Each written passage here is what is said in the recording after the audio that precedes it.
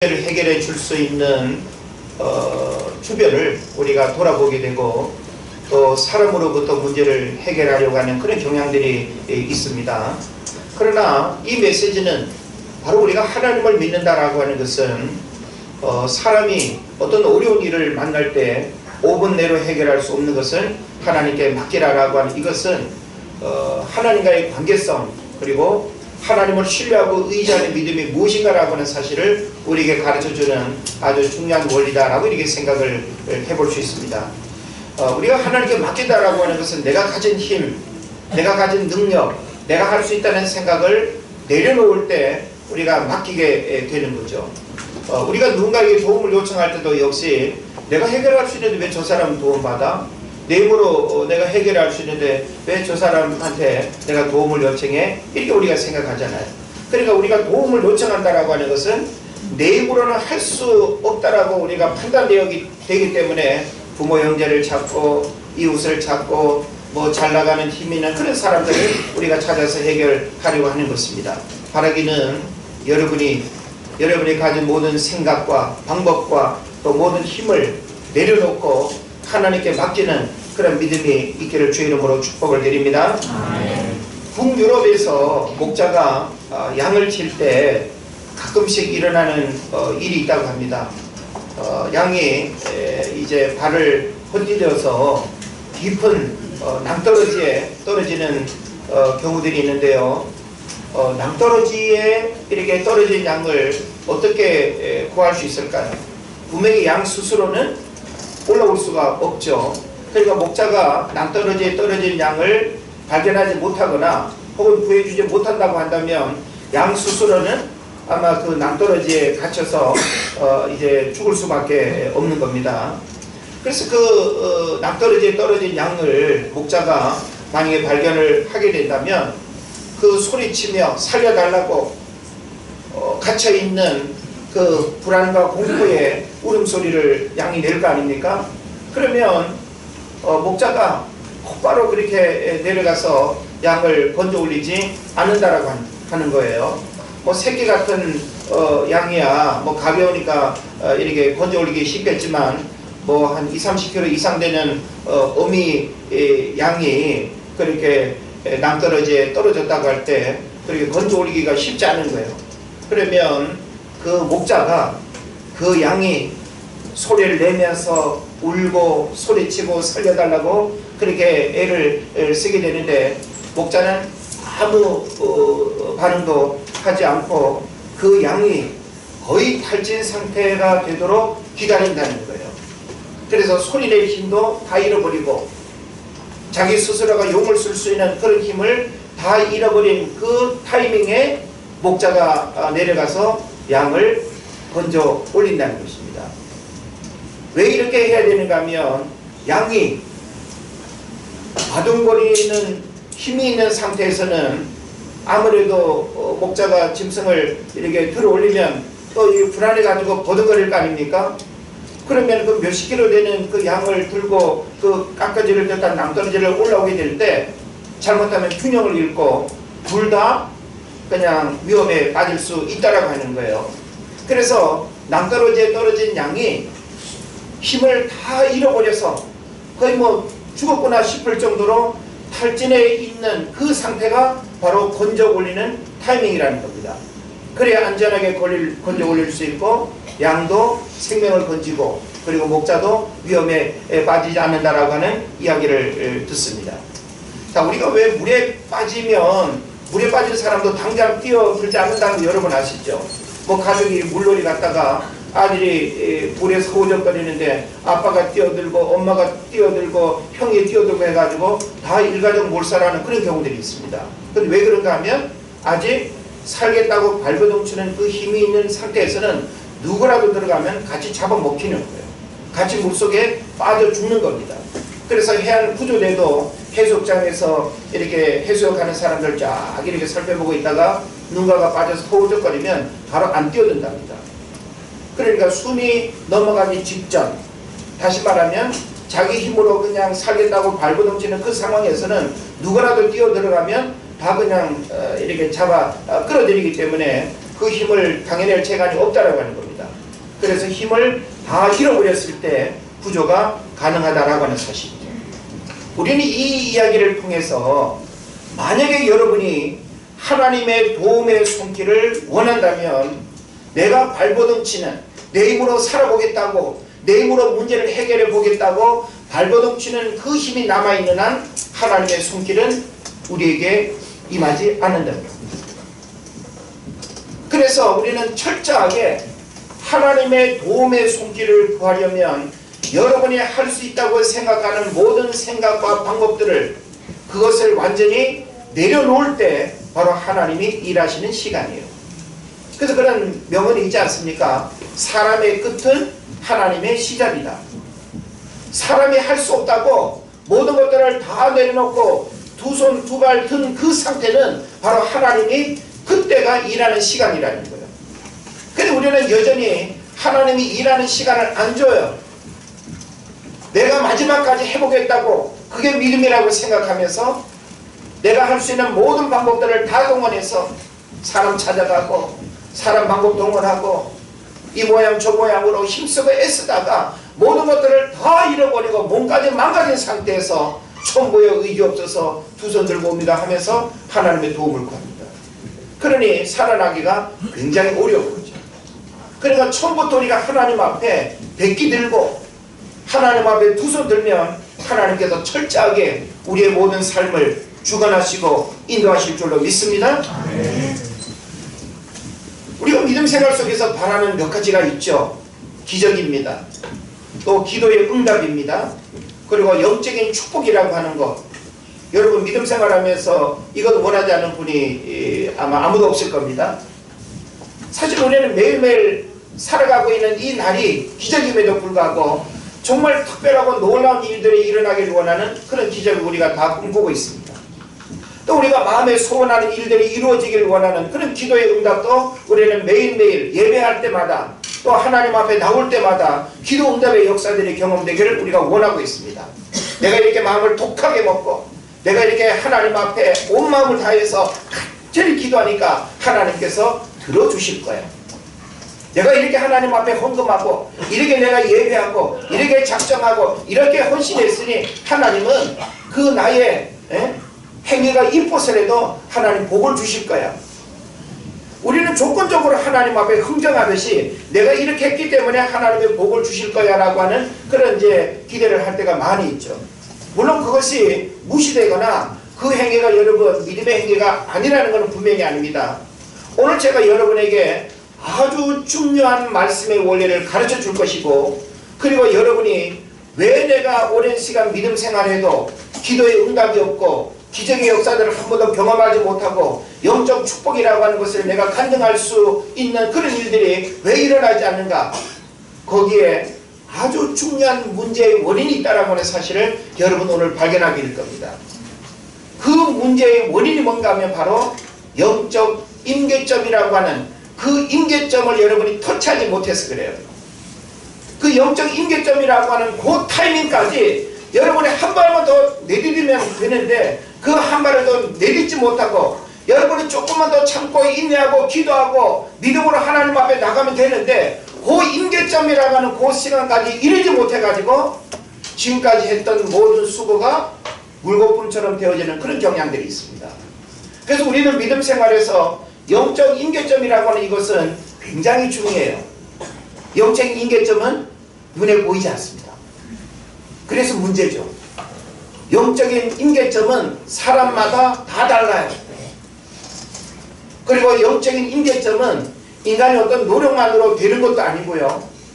그리고 어떤 시간이 흘러가면 내가 신앙생활 한 10년 하면 어떤 영적인 임계점에 이르고 한 30년 하면 영적인 임계점에 이르고 이렇게 보장되는 시간의 연륜도 아니라고 하는 겁니다. 그러면서 우리는 이 영적 임계점이라고 하는 이것이 얼마나 중요한 메시지인가라고 하는 사실을 오늘 여러분이 말씀을 통해서 잘 깨달으시고, 나는 과연 내 믿음 생활의 헌신과 믿음 생활의 고백과 믿음 생활의 열심이 그 임계점에 이른 시간까지 내가 지금 가고 있는가? 중간에 그냥 힘들다고 포기하고 내가 하나님 앞에 이 모양 저 모양으로 내가 애를 썼지만 그 애썼다라고 하는 거 어디까지나 내 스스로가 판단하는 것이지 하나님 앞에 인정받지 못하는 우리의 수고와 열심은 아무 의미가 없다라고 하는 겁니다. 중요한 것은 하나님이 보실 때 기도의 응답과 기적의 역사와 축복의 역사는 이 임계점을 통과하고 임계점을 터치해야 그 순간 대박이 터지는 것처럼 놀라운 역사들이 일어나는 겁니다. 그래서 그 임계점이 이르기 전까지는 아무런 변화도 일어나지 않습니다. 아무런 일도 일어나지 않습니다. 내가 이렇게 기도하고 이렇게 흠식하고 이렇게 작정하고 처리하면서 힘쓰고 애쓰고 남들과 비교할 수 없는 그런 헌신을 했다 하더라도 임계점에 이르지 않은 시간에는 그 모든 것들을 했다 하더라도 요거했기 때문에 뭔가 조금 달라지고 요거했기 때문에 뭔가 좀 느껴지고 요거했기 때문에 뭔가 징조가 느껴지고 전혀 그렇지 않다는 겁니다. 이게 놀라운 거예요. 그래서 신앙생활이 쉬운 듯 어렵고 어려운 듯 또 쉬울 수도 있는 것입니다. 그래서 기적은 언제 일어나는가? 기도의 응답은 언제 일어나는가? 축복은 언제 일어나는가? 분명한 믿음과 신앙 고백이 있고 헌신과 충성 봉사 다 했는데 하나님의 그 부재를 경험하고 있다면 영적인 임계점을 통과하지 못해서 그렇다라고 하는 이 사실을 오늘 여러분이 말씀을 다 듣고 나더라도 내용은 다 잊어버려도 좋아요. 중요한 한 가지 원리, 영적 임계점을 통과하지 못해서 그렇다라고 하는 이 사실을 깨닫고 여러분의 신앙의 초점을 영적 임계점에 이르기 위해서 힘쓰고 애쓰는 그런 오늘 은혜의 시간 되기를 주의 이름으로 축복을 드립니다. 아멘. 자, 임계점이 무엇인가? 여기 한번 뭐 기본 상식으로 임계점에 대한 어떤 단어 이해는 충분히 하리라고 보는데요. 임계점이란 연력학 측면에서 설명하면 액체에서 기체로 변하는 순간이 임계점입니다. 그래서 임계점은 어떤 그 일의 아주 그 한계 상황, 한계를 말합니다. 그래서 마케팅에서는 티핑 포인트란 단어로 대체 사용하기도 합니다. 그래서 지금까지 조용한 어떤 소문이나 팔리지 않던 물건이 갑자기 폭발적으로 뭔가 팔리고 열리고 뭔가 막 되어지고 이게 바로 뭔가 하면 임계점을 통과했기 때문에 그렇다고 하는 겁니다. 자, 우리가 커피포트에 물을 이렇게 끓이기 시작하면 뭐 아무런 반응이 없죠. 그죠? 그런데 기포가 뽀글뽀글 이렇게 올라오기 시작하고 뭔가 물이 이제 출렁출렁 거리고 그리고 또 막 보글보글 이제 물이 끓으려고 하는 어떤 그런 상황. 그런데 임계점이라고 하는 것은 97도, 98도, 99도도 임계점이 아니에요. 스위치가 보글보글 딱 끓어가지고 스위치가 이제 100도가 됐다라고 탁 꺼지는 그 순간이 있죠. 그게 바로 임계점이 되는 겁니다. 그리고 오늘날 우리의 믿음 생활의 문제는 뭔가 하면 조금 그냥 기포 올라오는 그걸로 물이 다 끓었다고 생각하는 거예요. 예? 물이 끓으려고 조금 폼 잡는 그것만 가지고 그냥 우리의 어떤 열정을 이렇게 생각하면서 임계점에 그냥 다 이르렀는데 왜 하나님께서 영적인 축복을 주시지 않는가? 그리고 우리가 불평하는 거예요. 그러니까 임계점은 우리들 스스로가 정하고 만드는 것이 아니라 하나님의 정한 때에 일어나는 그 역사의 타이밍이 바로 임계점인데 이 임계점을 헤아리는 것이 대단히 중요하다라고 하는 사실을 여러분 꼭 깨달으시기를 바랍니다.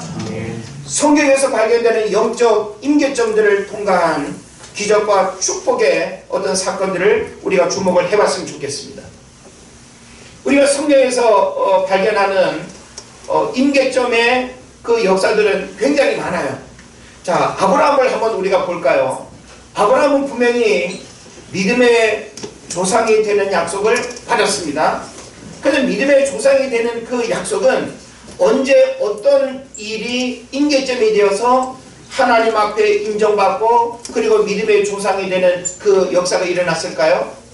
그것은 아브라함이 갈대아 우리에서 길을 떠난 그 상태가 아닙니다. 그가 가나안 땅에 들어온 상태도 아닙니다. 그가 기근을 피해가지고 애굽에 내려갔던 그 시간도 아닙니다. 우리는 아브라함의 그 어떤 부르심의 여정을 우리가 살펴보게 되면 아브라함에게 있어서 가장 결정적인, 어찌 보면 부모로서, 그리고 또 하나님을 내가 신뢰하고 하나님을 믿지만 가장 고통스럽게 내가 받아들여야 할 한 가지 사건이 있었죠. 그게 뭡니까? 예, 사랑하는 아들 이삭을 하나님 앞에 제물로 바쳐야 되는 일이었습니다. 자, 여러분 가정에 자녀들이 많다 하더라도 장남을 바치거나 혹은 말썽 피우는 둘째를 바치거나 혹은 뭐 장애가 있는 뭐 셋째를 바치거나 그럴 수 있습니까? 자식이 아무리 많아도 내 몸에서 난 자식을 제물로 바칠 수 있는 그런 부모는 아무도 없습니다. 더군다나 100세에 얻은 아들 이삭을 10대 나이에 든 그 아들을 제물로 바친다는 거 결코 쉬운 일이 아니죠. 어디 가서 제물로 바쳤습니까? 시내산입니까? 모리아산입니까? 모리아산이에요? 모리아산이 아니죠. 시내산도 아닙니다. 성경 보게 되면 모리아에 있는 한 산 이렇게 표현하고 있습니다. 예. 그리고 우리는 모리아산으로 자꾸 이해를 하는데 모리아라고 하는 그 지역에 있는 한 산, 성경에서는 이름을 밝히지 않고 있습니다. 뭐 중요한 건 그게 아닙니다만은 어쨌든 이제 하나님께서 그 아들을 사흘길을 걸어서 그 한 산에 이르러서 제물로 바치려고 모든 준비를 끝내고 정말 죽이려고 칼을 드는 그 순간, 그게 바로 아브라함에게 있어서 임계점이 된 것입니다. 할렐루야. 하나님도 얼마나 조급했으면 정말 자기 아들을 죽이려고 칼을 높이는 그 타이밍을 하나님께서 수습시키겠습니까? 그러면서 준비한 숯불 속에 걸려있는 그 순양을 잡아서 하나님 앞에 제물로 바치라고 예비하시는 이런 여호와 이레의 하나님을 우리가 만나게 됩니다. 다시 말하면 아브라함이 아들 이삭을 그 모리아에 있는 한 산에서 제물로 바쳐 죽이는 그 순간이 임계점이라고 한다면 우리의 믿음 생활의 임계점은 여러분 언제였습니까? 여러분 그런 임계점을 지금 경험하셨나요? 그 임계점을 아직 경험하지 못했다라고 한다면 여러분의 믿음 생활하면서 이 모양 저 모양으로 신앙생활의 어떤 헌신과 뭐 다짐과 결심과 이런저런 모든 어떤 봉사와 헌신들은 어떤 면에서는 아직 그 축복의 역사가 일어나기에는 아직 미흡한 시간이에요. 임계점을 경험하지 않고서는 절대 하나님의 기적과 기도의 응답과 축복의 역사들이 일어날 수 없다라고 하는 사실을 믿으시기를 바랍니다. 또 우리는 이 여리고성이 무너지는 내용을 여러분 살펴봐야 됩니다. 여호수아를 비롯한 이스라엘 백성이 여리고성을 무너뜨릴 때 하나님께서 여리고성을 무너뜨리는 그 방법이 뭐였습니까? 하루에 한 바퀴씩 돌고 자기 진영에 들어와서 그냥 일상을 보내는 거예요. 이것은 뭐 어떤 전쟁학으로 본다면 이거는 어떤 전술도 아니고 진짜 웃기는 짜장면이죠. 예? 여리고 성 안에 이 가나안 족속들이 봤을 때 이상한 족속들이 그냥 자기 성을 한 바퀴 돌고 그냥 흩어지는 거예요. 그러면서 야유를 보내고, 야, 이 바보 멍청이 같은 놈들아, 니들 지금 뭐 하는 거냐? 산책하냐? 운동하냐? 얼마나 비아냥 거렸겠어요. 근데 그들은 절대 하나님께서 침묵하라고 하는 말씀 한 가지만 듣고 한 바퀴씩 돌았습니다. 어떤 일이 일어났나요? 하나님은 여리고성을 무너뜨리는 방법으로 돌라고 했는데 한 바퀴 하루 돌았습니다. 또 둘째 날 또 돌았습니다. 뭔가 조금 징조가 있었나요? 셋째 날 돌았습니다. 뭔가 징조가 조금 더 있었나요? 넷째 날, 다섯째 날, 여섯째 날 똑같이 하루에 한 바퀴씩 돌고 돌아왔지만 여리고성이 무너질 수 있는 징조는 전혀 보이지 않았습니다. 이것은 뭘 의미합니까? 마지막 날 6바퀴를 마지막 도는 그 타이밍, 소리를 지를 때 여리고성이 무너졌다라고 하는 이 사실은 바로 임계점의 타이밍이 언제인가라고 하는 사실을 우리에게 가르쳐 주는 거예요. 오늘 우리는 믿음 생활 속에서 내가 작정기도 이제 20일 하면 하나님이 축복해 주실 거야.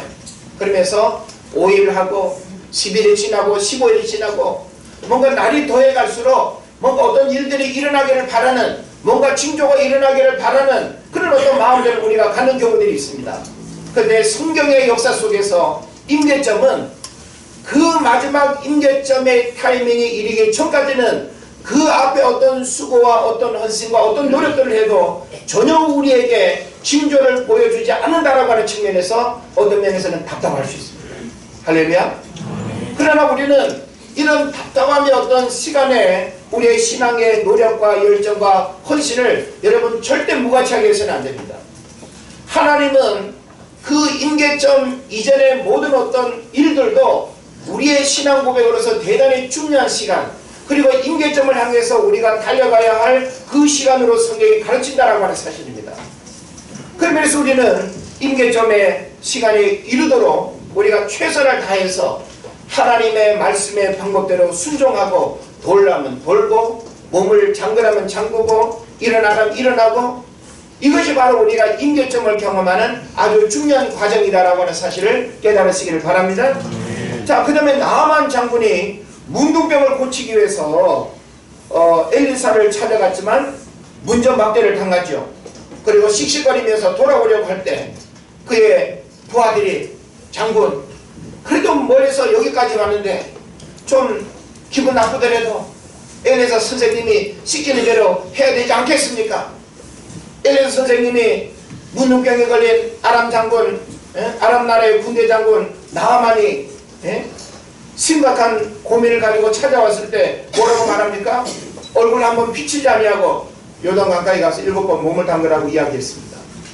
지금 이것은 아주 조롱의 말일 수도 있고 또 나아만 입장에는 받아들이기 대단히 어려운 이야기일 수 있습니다. 그러나 우리가 성경을 보게 되면 이 나아만 장군이 요단 강가에 가가지고 몸을 한 번 담그고 2번 담그고 3번 담그고 한 번 담글 때마다 문둥병에 어떤 변화도 일어나지 않았습니다. 근데 임계점이라고 하는 그 마지막 7번째 몸을 담글 때 바로 어린아이 피부 같은 그런 살결로 문둥병이 치유됐다는 사실을 여러분 믿으시기를 바랍니다. 그러면서 임계점에 여러분 이르지 않고 임계점을 통과하지 않으면 절대 우리가 하나님 앞에 행하는 모든 일들은 아무런 어떤 변화가 일어나지 않아서 우리 어떤 신앙의 실족과 시험까지도 들 수 있는 그런 문제들이 되지만, 결국 우리의 어떤 축복의 역사라고 하는 것은 임계점까지 우리가 다다르는 그 수고와 헌신과 노력을 결국 포기하거나 게을리해서는 안 된다라고 하는 사실을 우리에게 가르쳐주고 있습니다. 또 우리가 신학에서 베드로를 보면요, 밤이 맞도록 수고했지만 말씀에 의지하여 그물을 내리라고 예수님이 말씀하실 때 순종해서 그물을 내렸습니다. 그리고 그물을 끌어올릴 때에 그물이 찢어질 정도로 수많은 고기들이 잡힌 이 사건, 이게 바로 임계점의 타이밍이 언제인가라고 하는 사실을 가르쳐주는 거예요. 베드로는 그 갈릴리 바다에서 고기 잡는 일에 있어서는 타의 추종을 불허할 만큼 타고난 기술과 고기 잡는 전문가입니다. 어디에 물고기가 있고 몇 시에 그물을 내리면 어떤 고기를 잡고 물의 깊이와 물의 어떤 위치에 따라 가지고 고기들이 살고 고기들이 잡힌 걸 너무나도 잘 아는 거예요. 그런 베드로가 밤이 맞도록 그물을 내렸지만 고기 한 마리를 잡지 못하고 아침에 그물을 씻고 있는 그 타이밍에 예수님께서 깊은 데로 가서 그물을 내리라고 말씀하실 때 그 말씀, 자기 어떤 경험으로 생각한다면 도저히 받아들일 수 없지만 말씀에 의지해서 그물을 내리는 그 타이밍이 임계점이 됩니다. 오늘 우리에게 그런 임계점이 있어야 됩니다. 하나님께서 우리에게 수많은 말씀을 해도 그 말씀 앞에 여러분의 경험과 여러분의 처한 상황과 여러분의 모든 감정들을 다 내려놓고 하나님, 내 생각 맞지 않고 내 경험 받아들일 수 없고 내 방법으로는 도저히 내가 이해할 수 없지만 하나님이 그렇게 말씀하시니까 내가 그렇게 살아보겠습니다.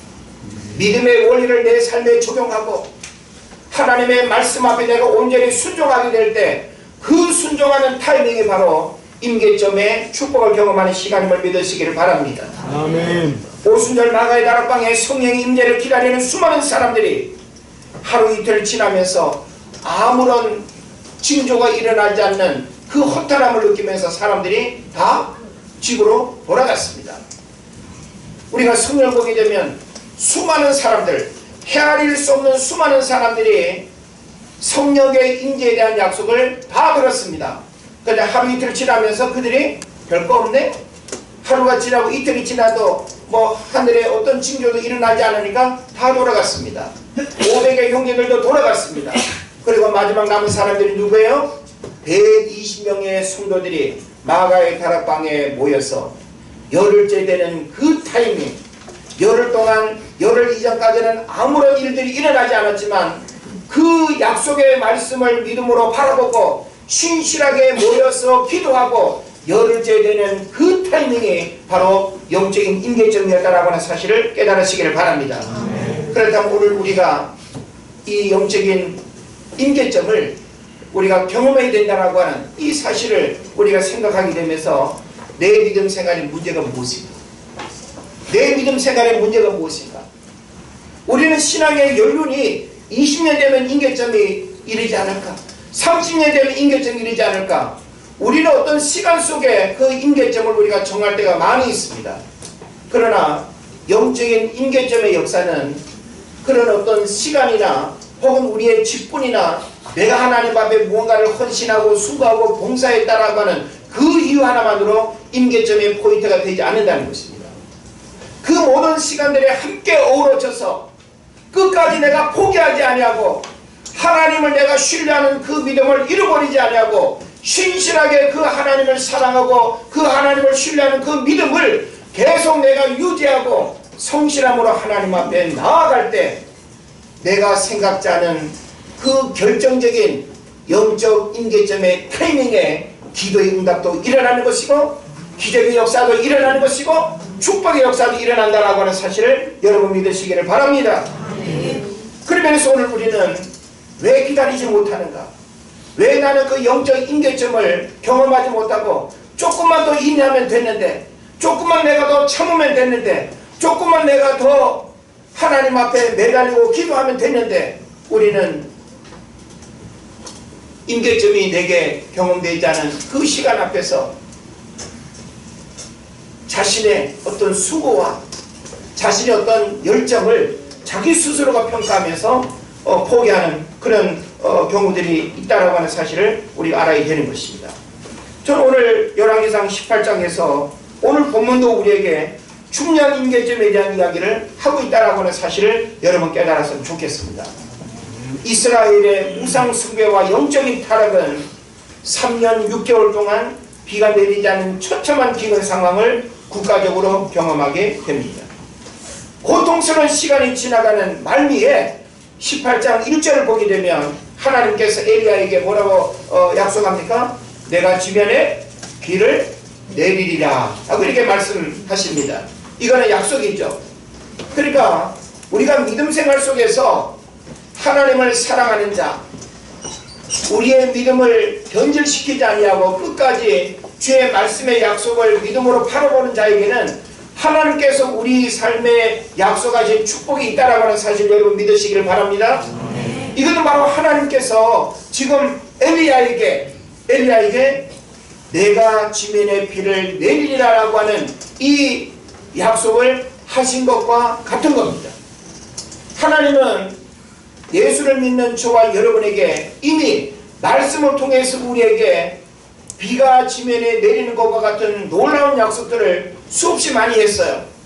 근데 중요한 것은 뭔가 하면 실제 그 비가 내리는 영적 임계점의 어떤 그 경험을 할 수 있는 그 시간까지 우리가 참고 기다리고 인내하고 매달리고 하나님의 도움을 구하는 그 열심을 우리가 쉽게 잃어버렸다는 데 문제가 있는 겁니다. 이제 엘리야는 이 일을 어떻게 풀어가고 있습니까? 뒤에 히터 좀 잠깐 꺼주세요.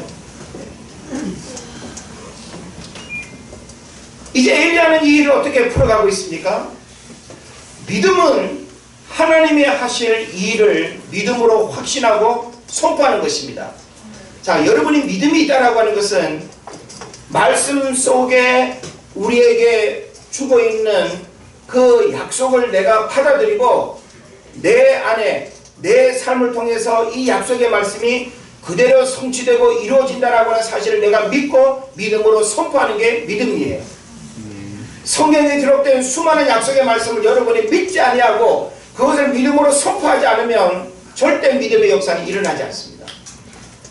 그러니까 그 믿음의 약속을 여러분이 바라보고 선포하는 것이 믿음의 아주 중요한 행위다라고 하는 사실을 우리가 알 수 있는 거죠. 그래서 오늘 본문 41절에 보면 엘리야는 큰 비 소리가 있나이다 라고 이렇게 선언했습니다. 18장 1절에서는 하나님이 약속하셨죠. 뭐라고 약속했다 그랬어요? 내가 지면에 비를 내리리라. 이걸 하나님께서 하시겠다는 약속이에요. 이 약속을 엘리야가 받아들이고 이것을 어떻게 고백하는가 하면 41절에서 큰 비 소리가 있나이다. 근데 지금 비가 내리고 있어요? 안 내리고 있어요? 전혀 지금 비가 내리는 상황이 아님에도 불구하고 엘리야는 하나님께서 하신 말씀을 믿음으로 바라보고 그것을 선포하면서 큰 비 소리가 있나이다 라고 이렇게 선언했습니다. 아직 전혀 비 한 방울도 내리지 않은 상황인데 아합 왕 앞에서 거짓말 같은 이야기를 선포하고 있는 겁니다. 이것은 믿음의 말이고 하나님의 역사를 믿음으로 바라보는 영적인 안목이요 하나님의 능력을 인정하는 믿음의 선포가 되는 것입니다. 그리고 엘리야가 하는 일은 무엇입니까? 42절부터 우리가 보게 되면 엘리야가 갈멜산 꼭대기에 올라가 땅에 꿇어 엎드려 그의 얼굴을 무릎 사이에 놓고 뭘 했다 그랬어요? 요가를 하고 있는 게 아닙니다. 예. 저도 이렇게 하고 싶지만 예. 다리가 두껍고 그냥 배가 나와가지고 예. 머리가 숙여지지도 않는데 예. 우리 혜숙 집사는 가능할지 모르겠습니다.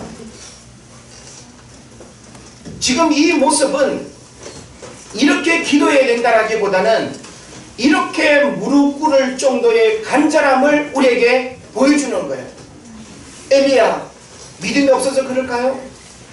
엘리야는 불의 사자, 엘리야는 하나님 살아계심의 역사와 증거들을 놀랍게 경험한 사람입니다.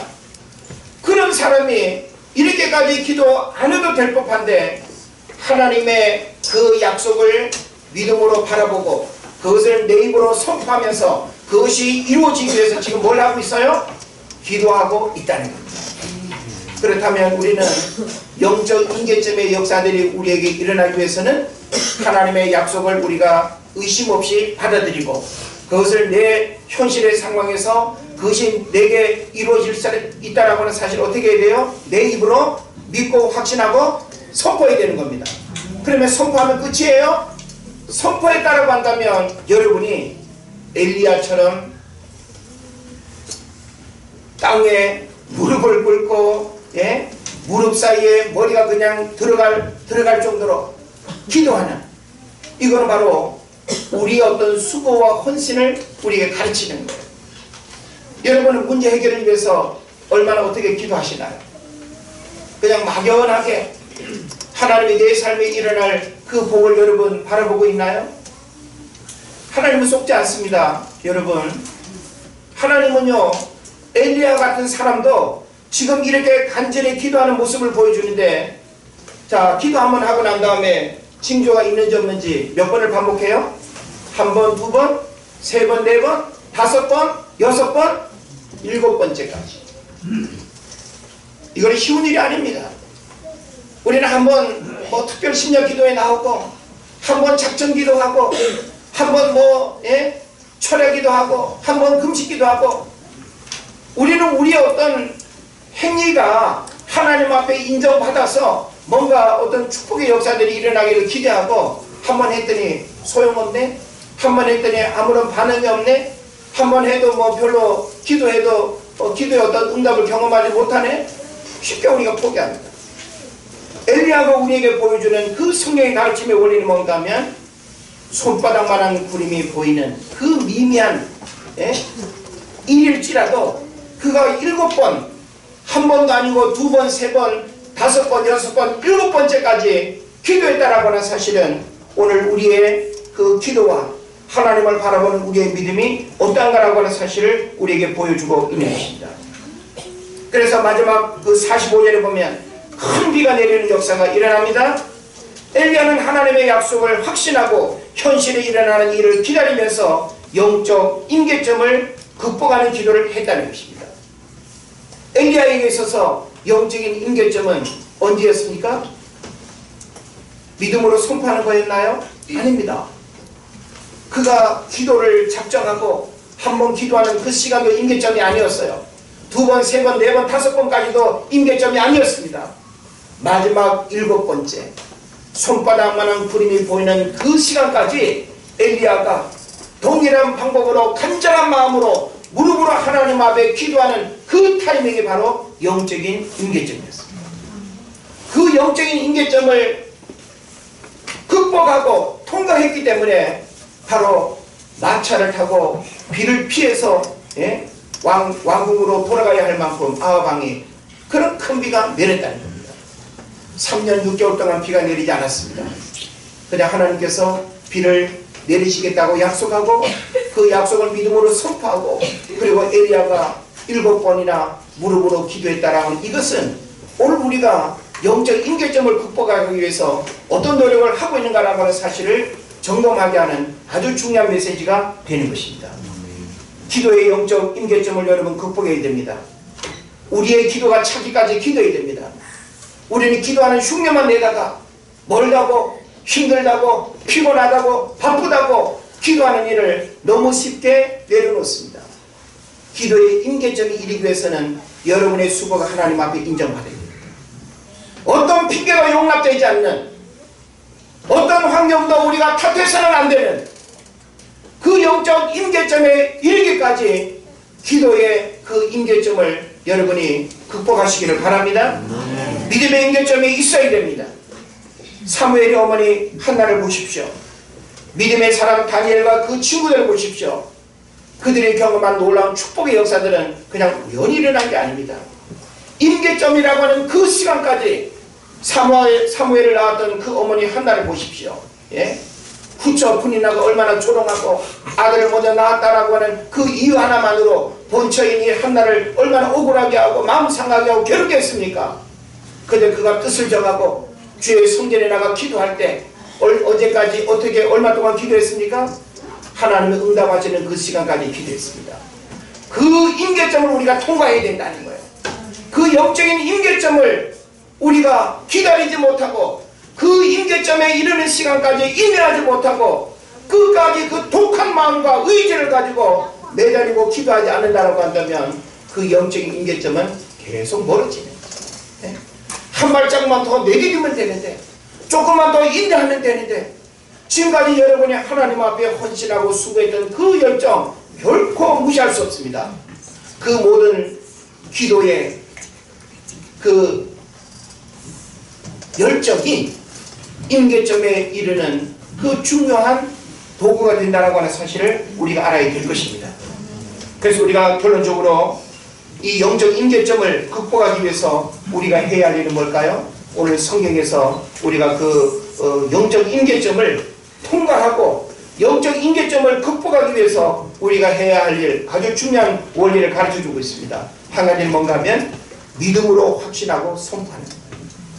여러분이 영적 임계점을 경험하기 위해서는 엘리야처럼 하나님께서 비를 내리시겠다라고 하는 그 말씀의 약속을 여러분이 믿음으로 확신하는 거예요.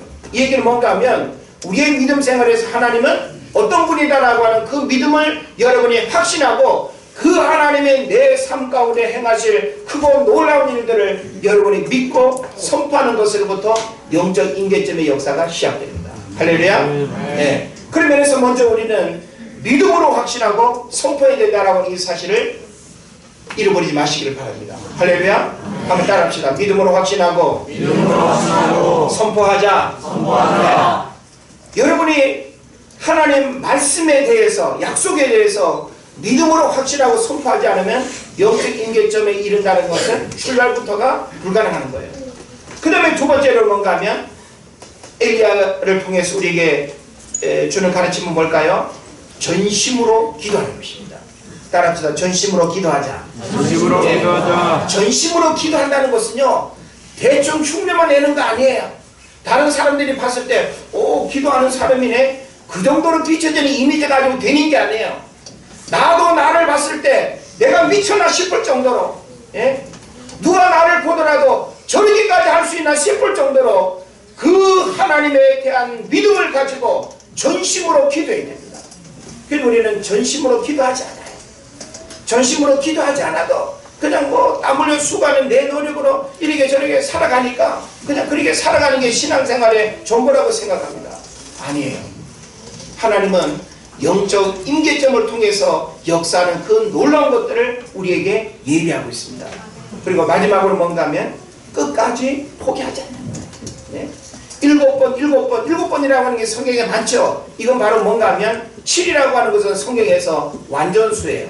내가 기도한다, 혹은 여리고성을 본다, 아무런 변화가 일어나지 않는다고 해서 한 바퀴 돌고 주저앉고 두 번 돌고 변화가 일어나지 않는 거 포기하고, 이게 아니라 끝까지 영적 임계점에 이르는 그 일들을 경험하기까지 여러분 포기하지 말고 끝까지 하나님 앞에 나와서 예배하고 하나님을 올바르게 섬기고 여러분의 신앙의 고백을 변질시키지 말고 하나님 앞에 온전히 나아가시기를 바랍니다.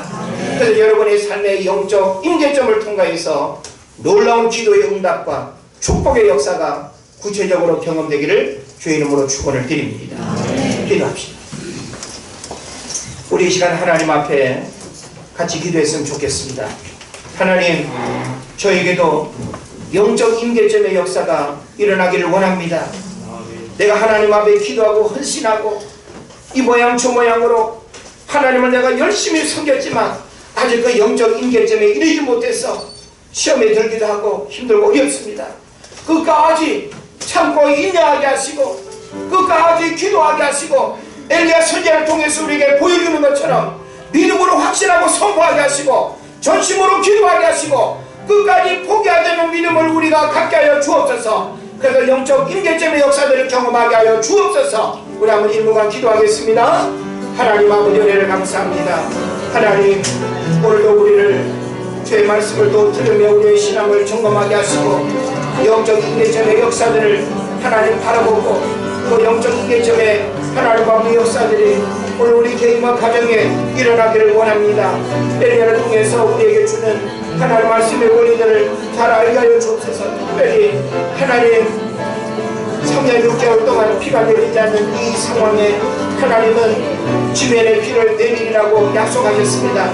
이것은 오늘 우리를 향해서 하나님의 말씀이 믿음으로 살아가는 자에게 하나님의 말씀의 순종할 때 경험할 수 있는 놀라운 약속을 성경이 우리에게 하나님 아버지 주고 있습니다. 우리는 말씀에 대한 확신과 그 말씀을 우리가 믿음으로 하나님 확신하고 선포하는 그 은혜가 있기를 원합니다.